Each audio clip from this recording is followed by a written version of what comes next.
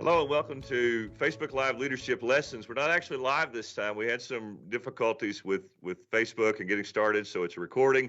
But this is a time when we get to learn, and I say I get to learn from leaders who are making a difference. Others do as well. I hear so much positive feedback from the time and the folks that we have on here. And today's guest is one of those leaders who is making a difference. Ben Stratton is pastor of Farmington Baptist Church in Farmington, Kentucky. He's been there 13 years as pastor. And Ben grew up in Logan County and then Todd County and then Muhlenberg County, which is one of my favorite spots in Kentucky. John Prine sang the song about it, though he never lived there himself. But Ben actually lived in Muhlenberg County, saved at the age of 12, surrendered to ministry at the age of 14, preached his first sermon when he was 15 years old. Ben, how long did the first sermon last? 5 minutes, maybe. 5-minute sermon. Oh, yeah. You and Billy Graham. Billy Graham said he preached his first revival. He preached all five sermons in 15 minutes of the first service. That's awesome.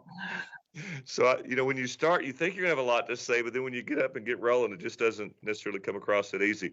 Ben, I found this interesting out of your story that you were ordained in 1998 at Trace Creek. Mm-hmm. How'd you end up at Trace Creek? So went to school a semester at Campbellsville after I graduated in 95 from Muhlenberg South High School there in Muhlenberg County. Went to a semester at Campbellsville, just didn't really like it, and transferred down to Mid-Continent. And Mid-Continent was really doing well. Laverne Butler was president then. Just a dorm room full of preacher boys, a lot of girls too. Met my wife there, and a lot of us would go to church there at Trace Creek. And I love Brother Ronnie Stinson Sr. I think he probably affected my preaching as much as anybody there at Mid-Continent. So yeah, I ended up joining there, and when I got called to my first church, I was ordained by Trace Creek. You were at a great school at that time. Mid-Continent was really strong, and you can't find a place in West Kentucky that hasn't been touched in the last 20, 30 years by the training ministry of Mid-Continent when it was up and going as a preacher training school. Ben, my view of history is a pretty short view. I also think you're hard pressed to find a church in West Kentucky that's had more impact than Trace Creek. Absolutely. In the last 50, 60 years. Yeah. And it's the oldest continual missionary Baptist church in West Kentucky too. I was not aware of that. Incredible story of how that church turned around from about 60 people grew to 1,000 under Brother Ronnie's leadership. 42 years there as pastor, and then Ronnie Jr., they called him as their next pastor, and the church is still doing well. Ben is married to Becky. They have 2 children. Abby, who is a freshman at University of Kentucky, and Ben is actually a UK basketball fan as well. So that works out well for you guys. And then Olivia, who's a freshman at Graves County. Ben's pastored 3 churches, graduated from Mid-Continent, has done further study at MSU and also Southern Seminary. One of the things that folks may not know about, well, if you know Ben Stratton, you know this about him, but if you don't know him, you wouldn't know this fact. And one of the primary reasons I wanted to have him on is that Ben is a student of history. In fact, he may know more Baptist history, Kentucky Baptist history, probably any person in Kentucky. He has a whole office full of Baptist history books. He reads Baptist history all the time and church history, but definitely an authority on Kentucky Baptist history. So, Ben, tell us about your journey into studying history and Baptist history in particular. Well, when I was 5 years old, my parents moved. We moved from Logan County to Todd County. So Dad kind of left the family farm, bought his own farm. And we moved to the Blue Hole Road in Todd County, in between Clifty and Allegheny. Very rural. There wasn't a house within a mile in any other direction. So this is the 1980s. So all there is to do, there's no internet, computers. We didn't have cable. You can only play. I had an Atari, but you can only play Frogger so many times, before you get bored.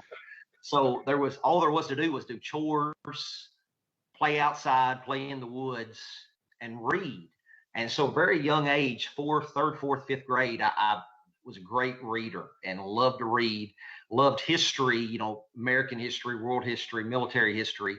And so developed a love of history once I surrendered to preach, I began to read about church history. And then when I got down to mid-continent, Brother Charles Blair really got me started and interested in Baptist history.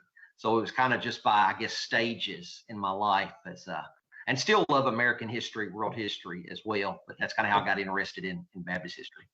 Well, and Brother Charles, I saw him Monday at the West Kentucky Evangelism Conference in Princeton. That conference is in its 33rd year, and it was good to see him there. And he's one of those mid-continent professors who has made an incredible impact on the lives of pastors. Hey, any contemporaries in ministry that were at mid-continent when you were there? Any of your fellow students who are pastoring now? Let's see. Right at the same time I was there, you have several guys. Brother Brad Hall, he was, at Graves County. He went down to Florida.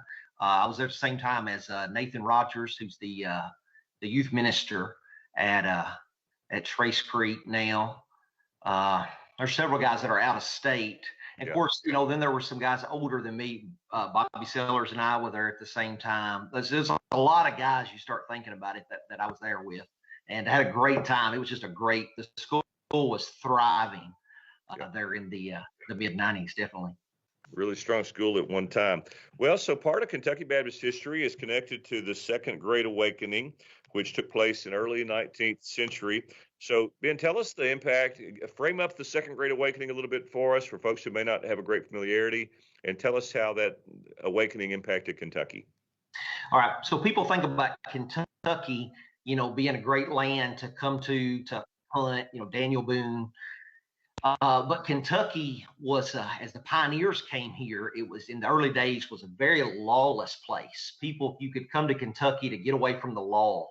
So like even Simon Kenton, who's, probably the second greatest frontiersman in Kentucky history, Kenton County named after him. He thought he killed a man in Virginia. It just knocked him unconscious, but he thought he had killed him.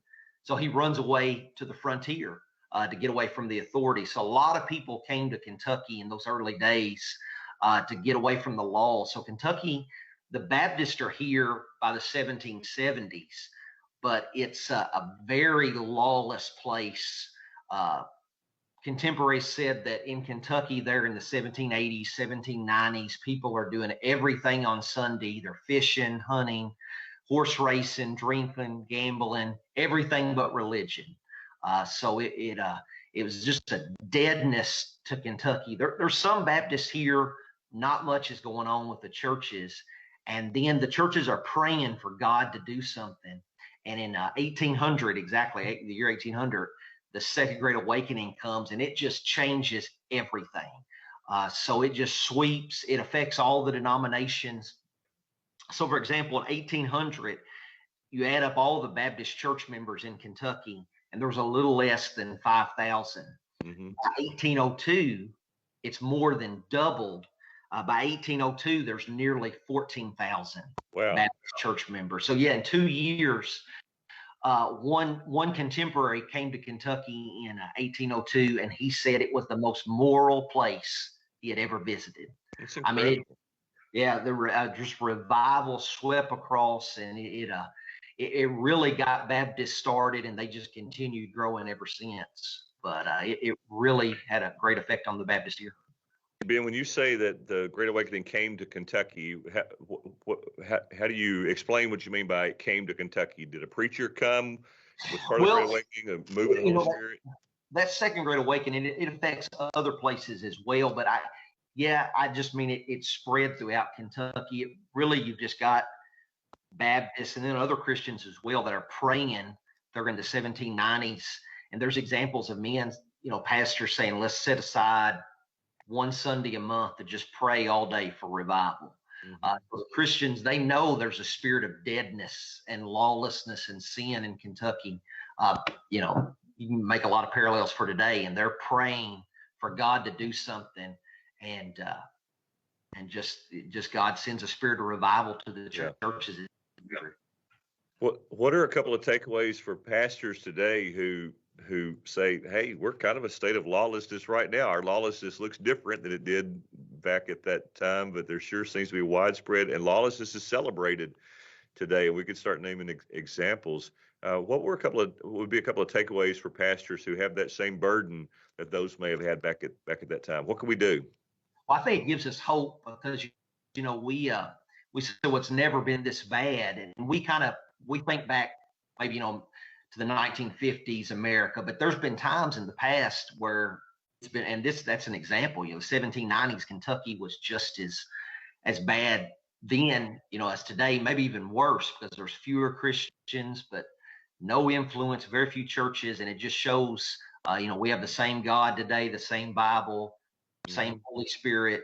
God hasn't changed any, so it gives us hope. I think, and very encouragement that God sent revival in 1800. He can send revival in 2021. Yeah, I think so. I think so too. So you hold out that there could actually be another awakening that we could experience. You've not given up on that possibility personally. I don't think we need to quit. Definitely, the gospel is still the power of God into salvation. And so, yeah, we definitely keep on keeping on. Yeah. So, Ben, we're part of the Kentucky Baptist Convention. Farmington Baptist Church is part of that convention of more than 2,300 churches.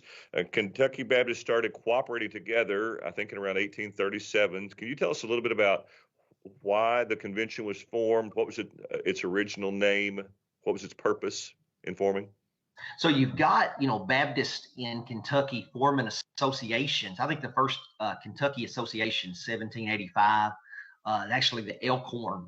They're in Lexington. So the Baptists are forming, sometimes we call them district associations, local associations for fellowship among the pastors, spiritual edification. They'll meet together ever so often, have 2 or 3 sermons, fellowship together. And then they begin to think, after Adoniram Judson, Luther Rice, William Carey, before that, Baptists are beginning to think globally, think about missions.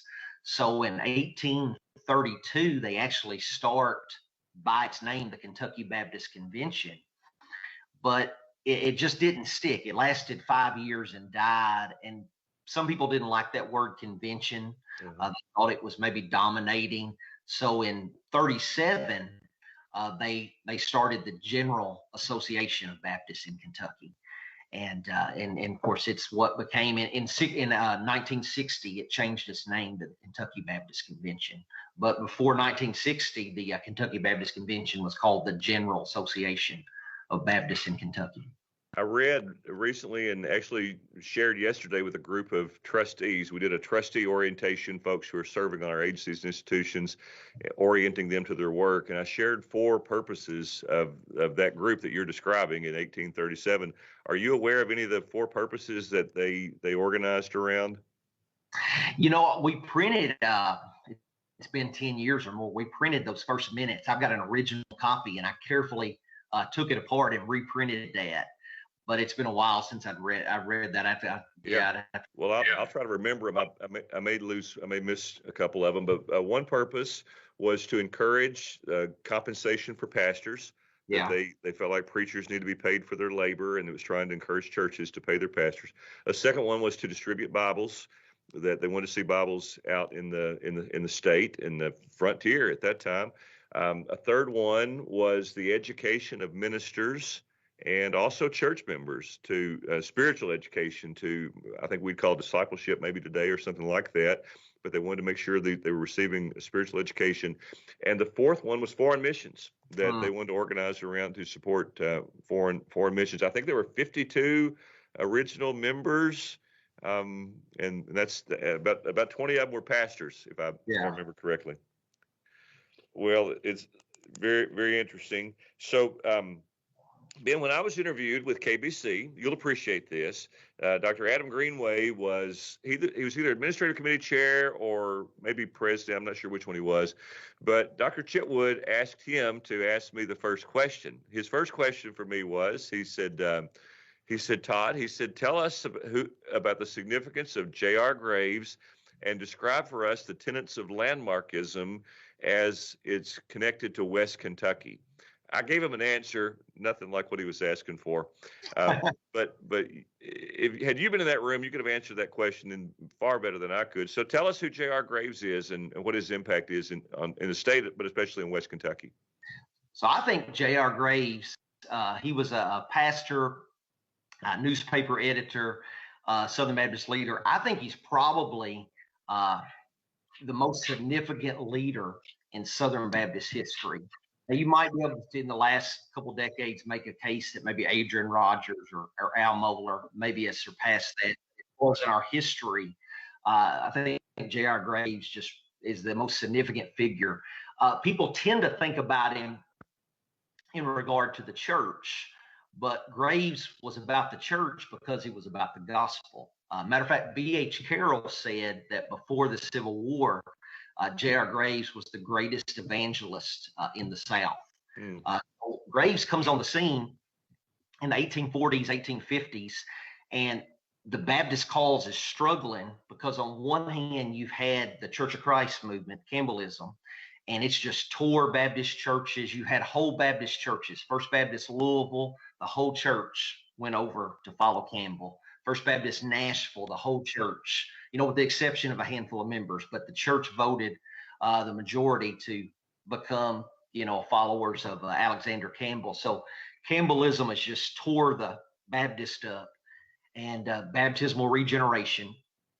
And on the other hand, Nashville is the headquarters of the Methodists in the South. And so Methodists and Presbyterians are growing rapidly. And so Graves comes on the scene, and his motto is, and this is a really good motto, I quote this all the time: blood before water, Christ before the church. And so he looks at the Church of Christ, the Campbellites, and he's like, blood before water. You don't meet the blood in the water. You got to be washed in the blood before you get baptized. So blood before water. And then he looks at the Methodists and the Presbyterians. It's not you get into the church and then find Christ. It's Christ before the church. You got to be saved before you can be a member of the church. And so Graves, Dr. Greenway loves to say, put iron in the Baptist blood. He really strengthened the Baptists and really helped them. And I think Graves is one of the key reasons why Baptists are the dominant denomination in the South. He really strengthened them. Now, as far as landmarkism, it's kind of you ask 10 different people, you get 10 different definitions, like any Calvinism, dispensationalism, anything. If you want to boil it down, Graves, what he taught about the church is basically the church is a local body. It's churches is the word church is used in the plural 37 times in the New Testament. So local visible churches. Even when we get to heaven, the family of God will all be together, but that's even a local church, a local body. So he taught the church is local. He taught the church started with Jesus before the day of Pentecost. He taught there's all what we call perpetuity. There's always been New Testament churches, just like there's always been the Bible. There's always been believers. There's always been gospel churches, sometimes hiding in the caves in the wilderness. But based upon what Jesus said, we know that's true. There's always been churches. And he taught that the ordinances are church ordinances. They're to be administered by the authority of the church. And so that's kind of the core tenets of landmarkism that existed before Graves, but he really popularized it. And a lot of he preached a lot in South Central Kentucky and West Kentucky, and it really had the biggest influence of Graves you can see in those areas. Yeah. If someone wanted to read a fairly mid-level, easy-level book on J.R. Graves and landmark positions, what's something you'd recommend to read? Well, I'll ask me this at the end. I'll give you some book recommendations at the end. But there is James Patterson, who was one of my professors.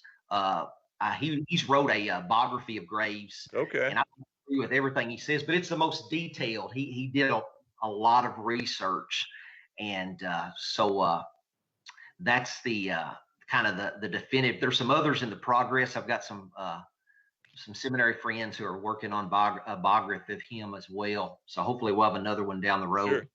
So, yeah. Well, Ben, you mentioned Alexander Campbell and Campbellism.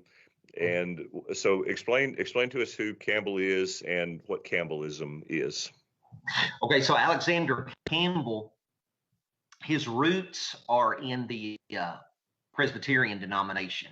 And so you can even see that when you look at Disciples of Christ, Churches of Christ, they have elders, and not elders in the sense of pastors, but they have, ruling elders like Presbyterian churches. So you can see even in the makeup of their denominations today, their churches, you can see the Presbyterian roots. Campbell becomes convinced that baptism is to be by immersion. And so he comes to Kentucky. He has some debates with Methodists and Presbyterians, and he kind of joins the Baptists for a little while. He wins these debates. The Baptists are all excited, but then they find out he not only believes that baptism is by immersion, but that baptism is essential for salvation. So it washes away your sins. You got to be baptized to go to heaven. And that really, the rubber hits the road when that happens. And so there's just a massive conflict, massive split. Really, it hits the hardest in Kentucky and Tennessee, but even some other states you've got associations that divide, churches that divide, and you can see the remnants of that today. Yeah, I pastored in West Kentucky, and there was a great divide between Church of Christ type churches and traditional missionary Baptist churches. Well, thanks for explaining J.R. Graves to us and also touching on Campbell. Another historical Kentucky Baptist figure is J.S. Coleman. I've heard him described by you as an early Kentucky Baptist and evangelist. And so explain Coleman's impact in Kentucky and frame up for us who he is. So Brother Blair, he used to say in class, he'd quote the verse from Genesis where it says there were giants in the land in those days, the verse.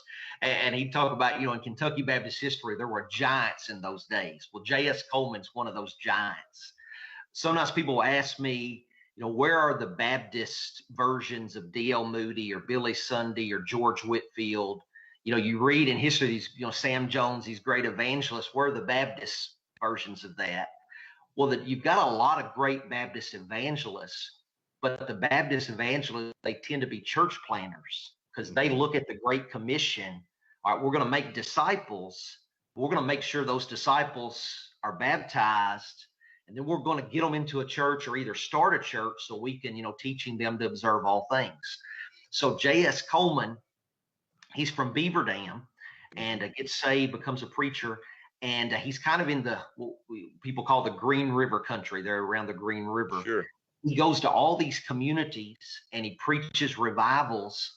People get saved, and then they organize new Baptist churches. So he preaches a revival in Hartford. First Baptist Hartford started. Preaches a revival in Greenville. So many people get saved. They start First Baptist Greenville, Madisonville. He does this over 60 times. Started 60 churches. Wow. Over 60 churches. And so he's a great evangelist, but he doesn't do like, some of the D.L. Moody leave and then go to another place. He stays behind to see churches started. He was elected 16 times. He's got the record for being the most terms as president of the KBC. So he was just a widely respected leader, a giant of the faith. Yeah. So, Ben, how many of these churches you may have no idea, but do you have any idea how many of these 60 churches are still? You mentioned First Baptist Greenville. I know that church. You mentioned, I think you mentioned Beaver Dam as well. Any idea how many still going? I think probably maybe all of them, or maybe all but two. They're churches mainly in like Davis County, Butler County, Ohio County, all around that area is where he was at. So, just had a huge impact. Lots of men surrendered to preach under him. Baptized, I think, over 5,000 people. And we were talking about in the wilderness. There's traveling horseback through the woods from community to community. Just a giant of the faith that nobody's heard of today. Yeah. Wow. Wouldn't you love to spend some time with him? Green River Baptist Church. Is that a church he would have started, or do you know? Yeah, I'd have to go back and look. Okay. I know the church you're talking about, and but yeah, I didn't look up any of the other 60. Yeah, that's okay. Yeah. All right, let's get to an early Baptist theologian and This one is particularly interesting because he was an opponent of slavery. So tell us about J.M. Pendleton and kind of frame him in his historic time period and help us with understanding the theologian part, but also the opposition to slavery. So Pendleton, he's not actually born in Kentucky. He's born in Virginia, but he moves before he's 1 year old to Christian County. Okay. So grows up in Christian County. And I think if Graves is the greatest Southern Baptist, most influential that's ever lived, Pendleton, I think, he's the greatest theologian to ever come out of Kentucky. One of the greatest Southern Baptist theologians. His works are still in print. Pastored First Baptist Hopkinsville, First Baptist Bowling Green. What's really interesting about Pendleton is he lived to be 80 years old. Right before he died, he wrote his autobiography. Wow. And so you can read that. So, for example, he attends the triennial convention in 1844 in Philadelphia. He's pastoring First Baptist Bowling Green. To get to Philadelphia, it's a 28-hour stage ride from Bowling Green to Louisville. Rides a steamboat upriver to Cincinnati, changes steamboats, rides another steamboat to Pittsburgh, gets in a canal where a boat is pulled by horses, then goes the last little bit by railroad, and finally gets to Philadelphia for the Baptist convention. So I mean, so he's got this autobiography. It's just full of awesome primary sources. But what's really cool about Pendleton is you've got a man very involved in the Southern Baptist Convention. He's loved by other Baptist leaders in the South, but he's an opponent of slavery. So, and he's outspoken. He's not hiding it. He's writing articles. He's trying to make a difference with that. As far as that is. So yeah, it's really, he definitely needs to be rediscovered. So I'd encourage people to check out him and books that he wrote. Ben, anything about how he verbalized his opposition to slavery? Anything about strategy that he used to oppose slavery? And how was he unpopular in Kentucky, or did he have support in the state? Well, it didn't until the Civil War started. It didn't. He was still just as popular as ever. I mean, he would write, and primarily what he did was write. He would write in newspapers, a lot of times regular newspapers, and that he was a Southerner. He called himself a Southern Southerner in favor of emancipation. So once the Civil War started, he obviously was not in favor of secession, and that's what really, he ended up had to move to Ohio, and then he pastored in Ohio and Pennsylvania. So it really wasn't until the war started that it caused a rift in the fellowship, and he would not support the Confederacy, and so he ended up he had to leave Tennessee because of that. Ben, I've spent a little time studying blind spots. A blind spot is something everybody else sees, but you can't see. It's easy to look back in history and see blind spots of our forefathers, and folks will look back if the world progresses and see our blind spots. It's hard to understand how folks would read the Bible and read Exodus 21:16, which says, he that stealeth a man and selleth him, or if he be found in his hand, shall be put to death, shall surely be put to death. And how to read that and not understand that chattel slavery was an offense to God and shouldn't be accepted. I'm assuming that in all of J.M. Pendleton's discourse and writing, he referenced Exodus 21:16 at some point. Yeah, he's pushing. He knows it's going to be, a huge endeavor to see slavery end, without the war. So he's pushing for that. You've got a lot of Baptists in the South. They're really not sure what to do. So you've got people that are, they're not everybody's owning slaves. So you got a lot of people that choose not to own slaves and things. It's just a difficult situation. Yeah. And eventually it took the war to obviously to end. Yeah. Yeah. So another well-known Kentucky Baptist was Boyce Taylor, pastor at First Baptist Murray, Kentucky. And you've actually have done some writing about Boyce Taylor during our time with COVID. So tell us who Boyce Taylor is and give us a little bit of understanding of his impact in the state. And what does he have to do with COVID? All right. So Taylor, again, I think Taylor, you can argue, is the most influential pastor in Kentucky Baptist life. And just, it's amazing. I wrote my dissertation on Boyce Taylor. He pastored First Baptist Murray from 1898 to 1931. And the influence of Taylor is it's just amazing. Love missions. So for years, when you look in like the 19 teens, what was the number one missions church, in the SBC? Well, a lot of times it'd be First Baptist Dallas and per capita. Very wealthy church, a lot of oil money, even back then in First Baptist Dallas. First Baptist Murray, small church, practicing church discipline regularly. They're always right there, number 2, number 3 in per capita giving. B.H. Carroll visits there before he dies, and he said that First Baptist Murray was the greatest missions church of Acts. Well, so, I mean, Taylor, the first Southern Baptist missionaries to Chile and to Peru, Taylor encouraged those men to go. Sent missionaries to Brazil, to New Orleans to work among the immigrants. When he saw there were counties in eastern Kentucky that didn't have any Baptist churches or very few, he encourages men from West Kentucky to go to the mountains. A lot of men from West Kentucky go over there and start churches. I found this out a while back. Thought this was interesting. After the stock market crashes, you got the Depression. A lot of people are moving to the north, to Detroit, to find work from the south. You've got this, northern migration. And Taylor, before he died, he sent a man by the name of Jago Washer to go to Detroit to start one of the first Southern Baptist churches, a Southern Missionary Baptist church in Detroit. And Jago Washer is Paul Washer's granddaddy. Oh, wow.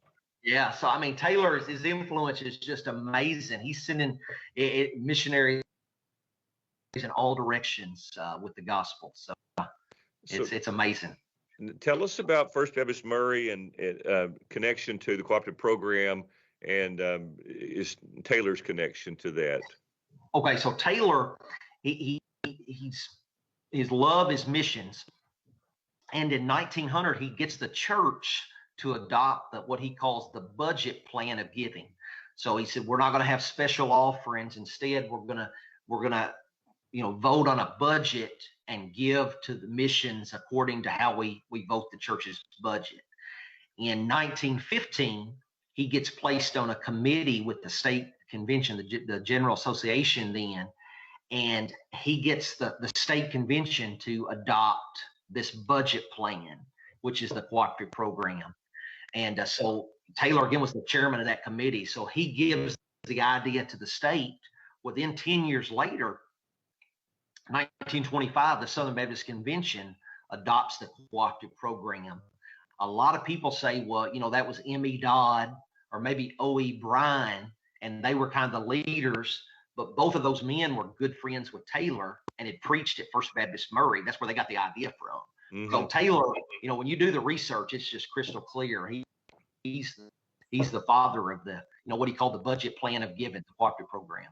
So once again, we see Kentucky taking over the Southern Baptist life this just isn't recent. It's been going on for a long, long time. Hey, but Taylor was alive during a pandemic or an epidemic, and was asked to close the church. Is that right? Yeah. So there's just so many stories about Taylor. I mean, just a couple, and I'll come to that one. So he starts a Bible school and to train preachers, and there are more men studying for the ministry in the 1920s in Murray than there is at Georgetown or Cumberland or Campbellsville.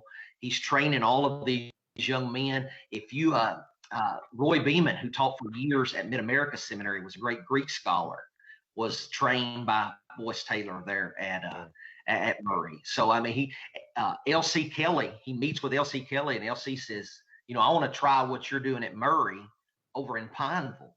Mm-hmm. And so kind of Taylor's inspiration for Clear Creek, for Mid-Continent, for Lexington Baptist College. I could go on. It's so many stories. But in 1918, you had the flu, the the Spanish flu, and the government said that the churches in West Kentucky had to close for a few weeks. And the story goes that one Saturday they let the theater in Murray, the movie theater, be open. And so Taylor said, well, if you're going to let the theater be open, we're going to have church as well. So he had church the next Sunday, and the sheriff comes to arrest him. He tells the sheriff, I'll go with you after I'm done preaching. And the sheriff, he's got such authority. The sheriff sits down, listens to the sermon, and then after the sermon, Taylor is arrested, goes to jail for a few weeks. So yeah, so he's just a great man.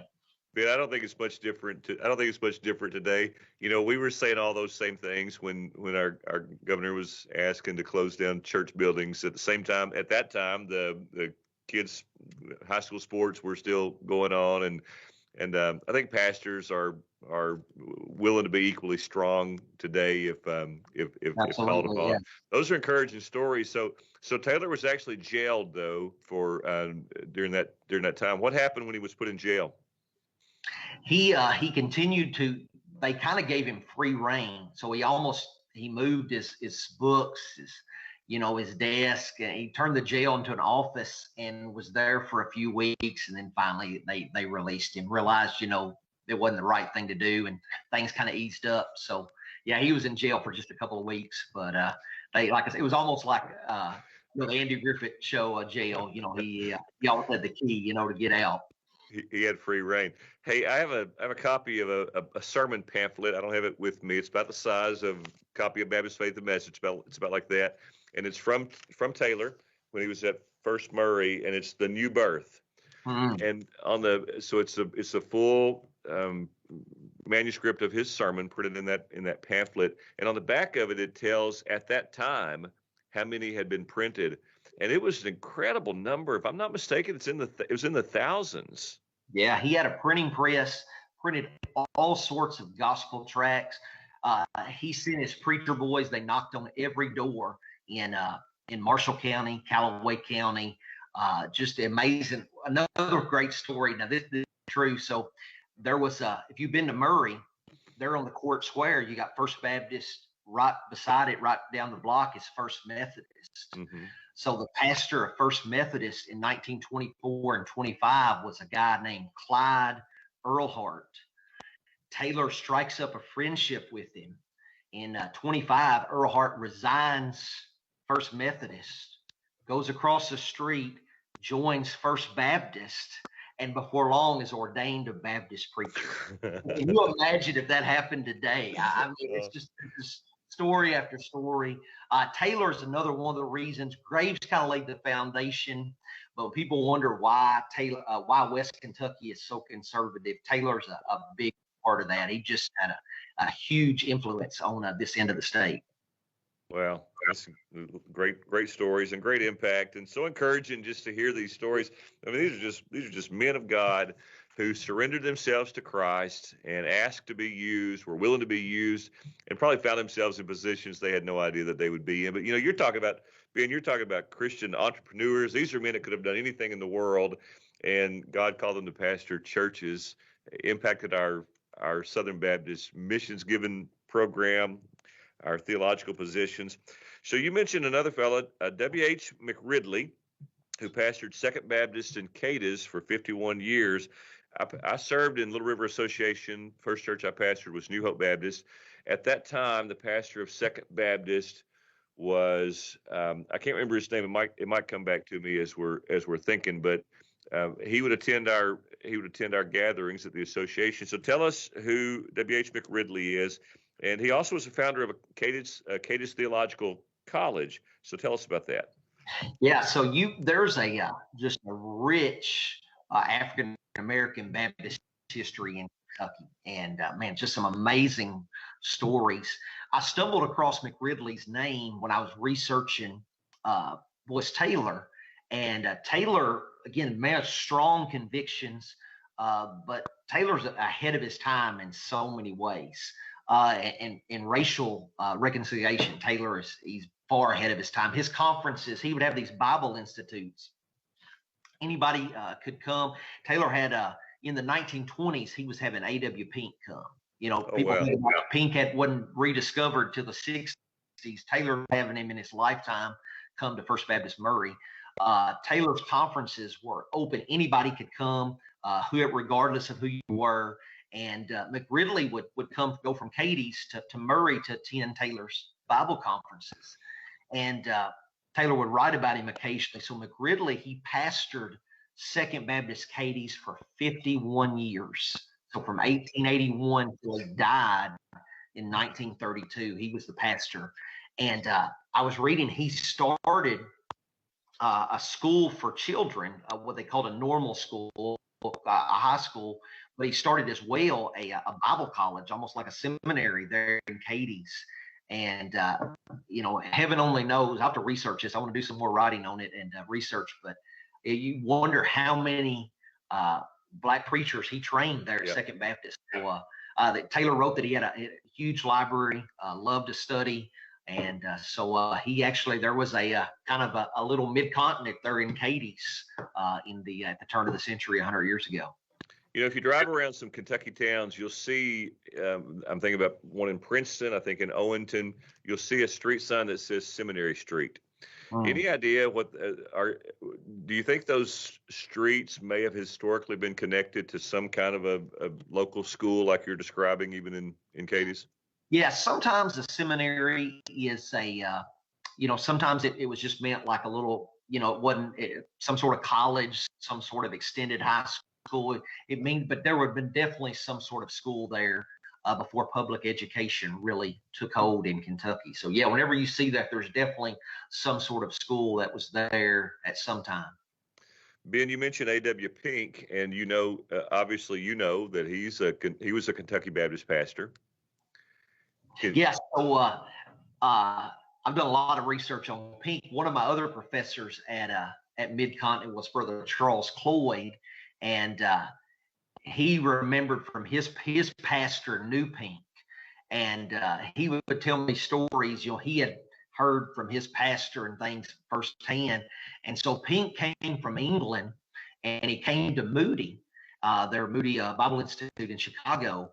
And he stayed there a while, and he heard about Kentucky Baptist, this rich Baptist history, sound doctrine. And so he came to Kentucky, and he went to the KBC, and they sent him there over around Scottsville, over there east of Bowling Green, and to those two churches. He met his wife there. But he pastored in Kentucky and preached in Kentucky. Like I said, was a good friend. When Taylor took a 3-month mission trip to Brazil, and he had Pink fill the pulpit for 3 months there at Murray while he was gone. How about that? So I love to preach, and I preach somewhere usually every Sunday. And the older the church, oftentimes the more history they'll have in the church. And one of my favorite things is to go look at the preacher pictures as they have them on the wall. And my favorite ones are the ones back in the 1800s with the full beards in the early 1900s. But at Scottsville, it was A.W. Pink, First Baptist Scottsville, that he was listed as one of their previous pastors. So McRidley Bible College in Katie's, 51 years in one church. You mentioned Taylor and McRidley, and that Taylor was ahead of his time on race relations.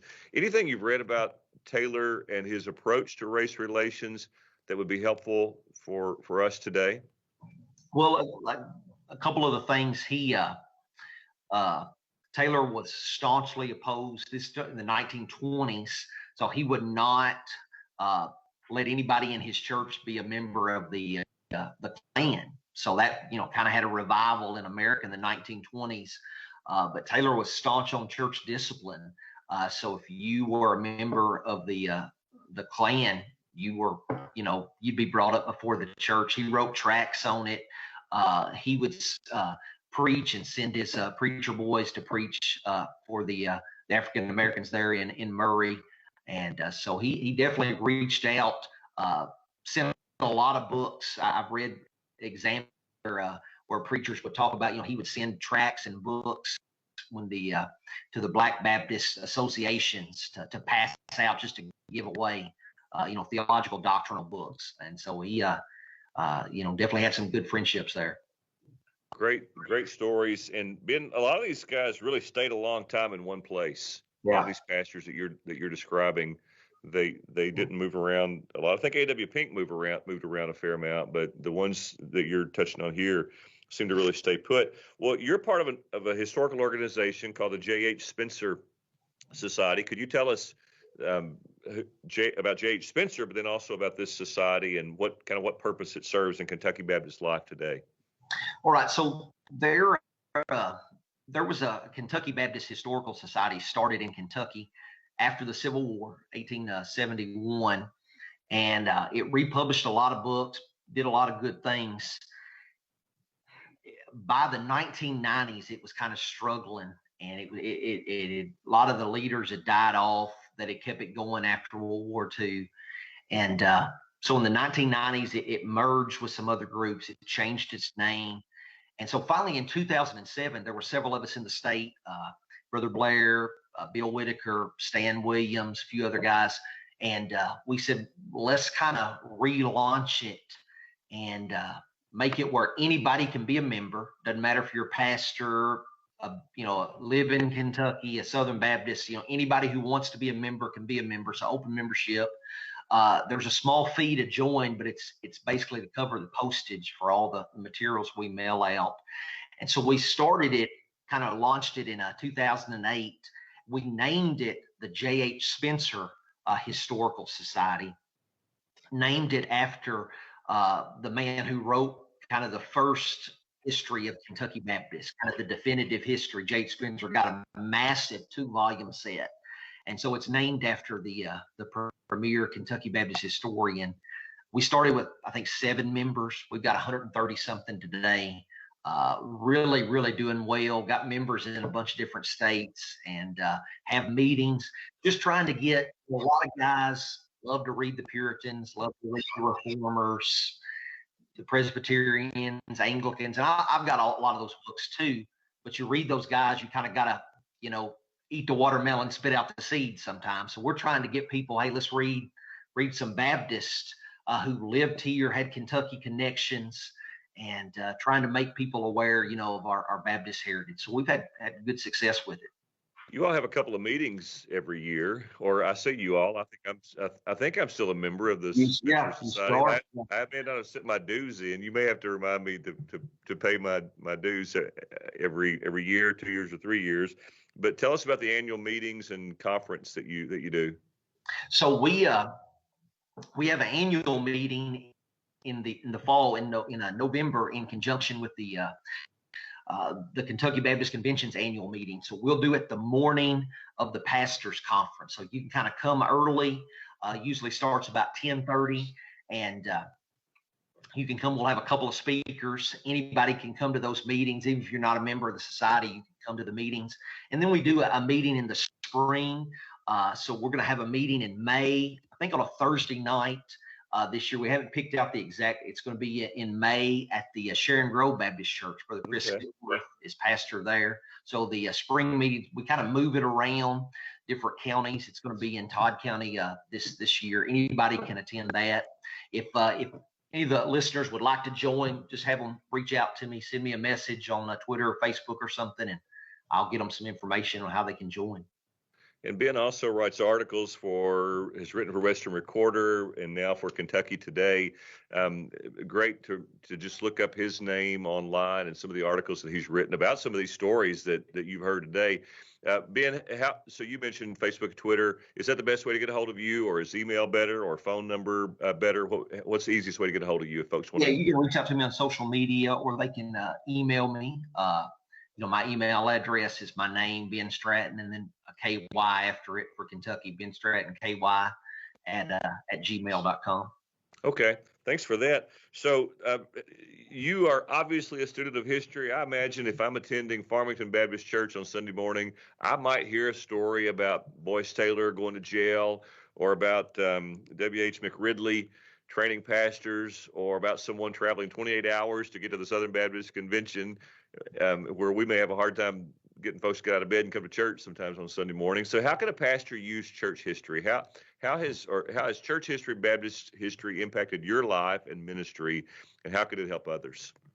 So, one thing I do, and I think most preachers do this, we use Bible stories as illustration. So you're preaching on salvation. You can work the story of the jailer, the Philippian jailer getting saved, or the woman at the well, or if you're preaching on evangelism, you can tell the story of Philip and the eunuch, or, prayer, talk about Hannah praying. Well, in the same way, you can use stories from our Baptist history. And what's great is your people, especially the people that have been saved a long time, they've heard the story of the jailer and they've heard the story of the eunuch.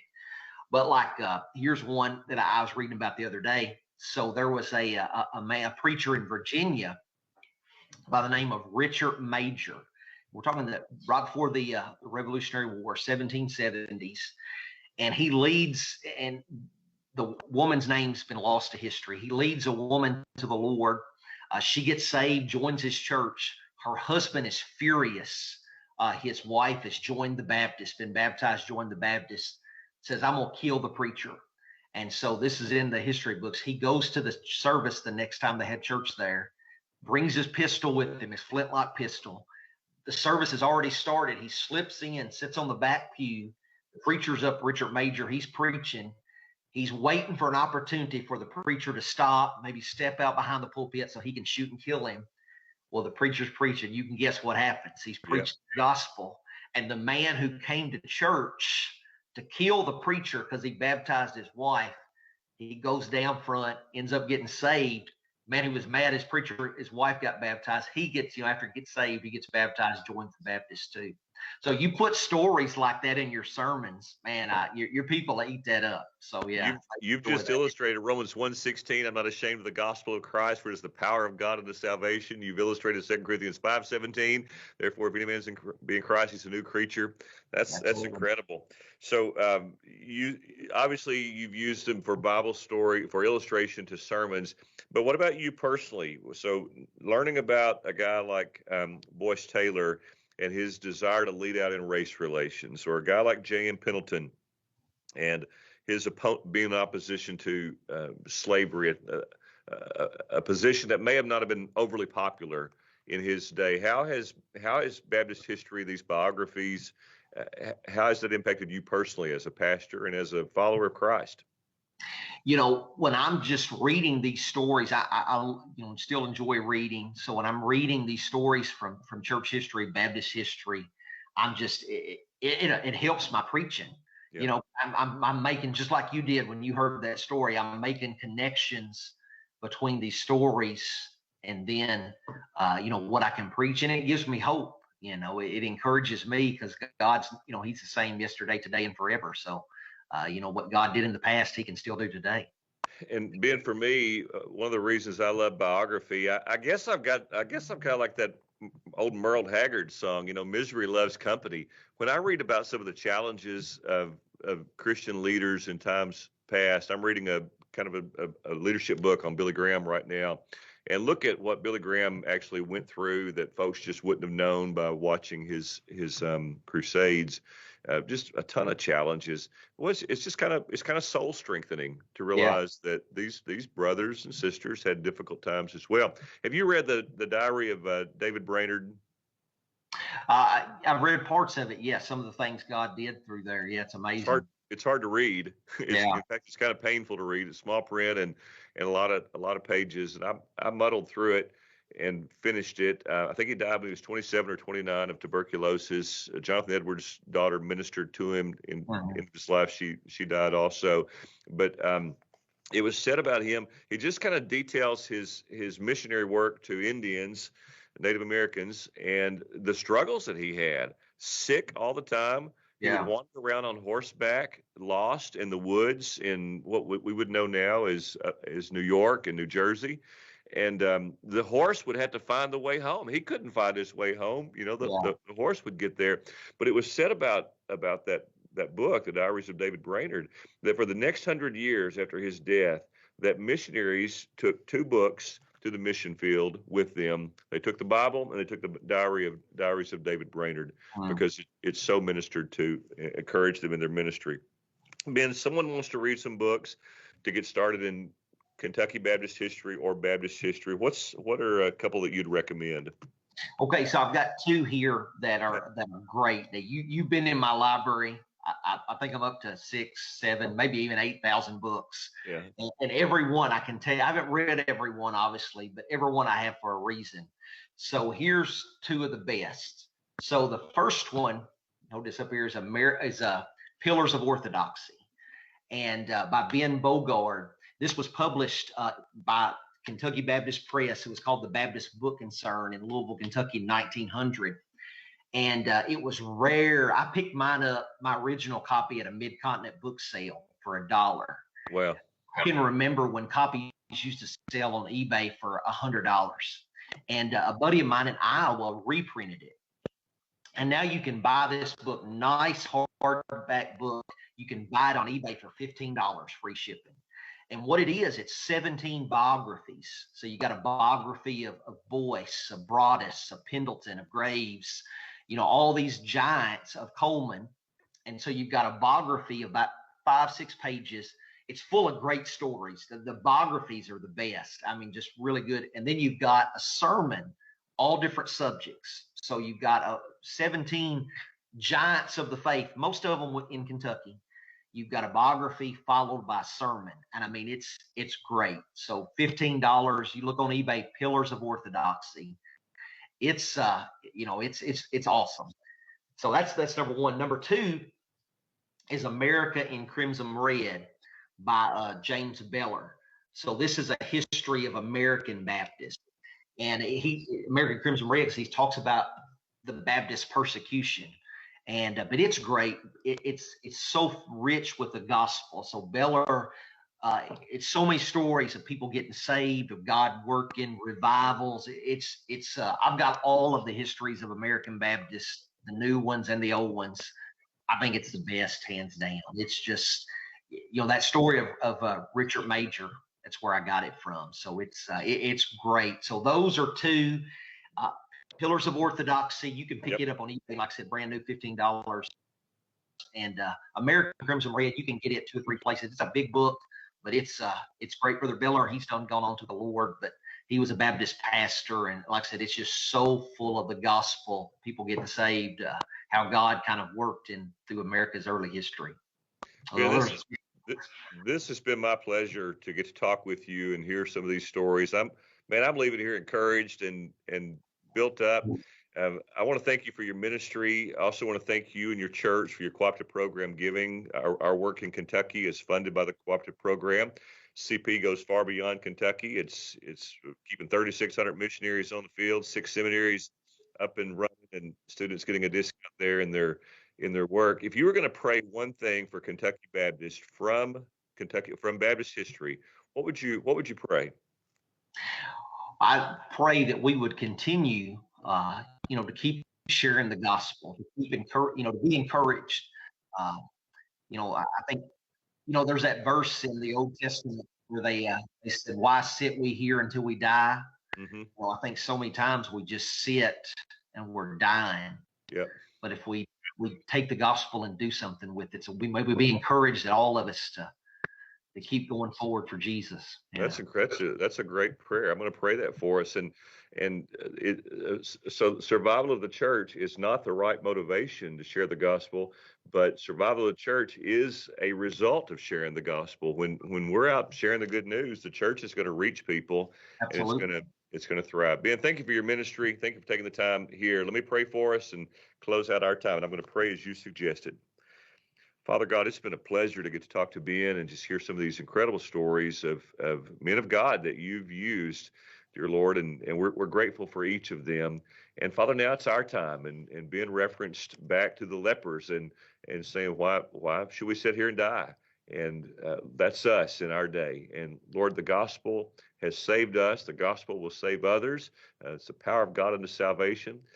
I pray, and Ben and I pray together, that Kentucky Baptists would be encouraged, motivated, strengthened, organized, and mobilized to share the good news of our Lord Jesus Christ. And I pray that as we do, that Kentucky Baptist churches would thrive and experience some of their best days of ministry. And Lord, I pray someday that someone would look back and even see this season, this day that we're in right now, as a time when the gospel was thriving in Kentucky. We pray this in Jesus' name. Amen. Amen. Ben, thank you for taking the time. I appreciate the opportunity. Thank you, Dr. Gray. You're welcome.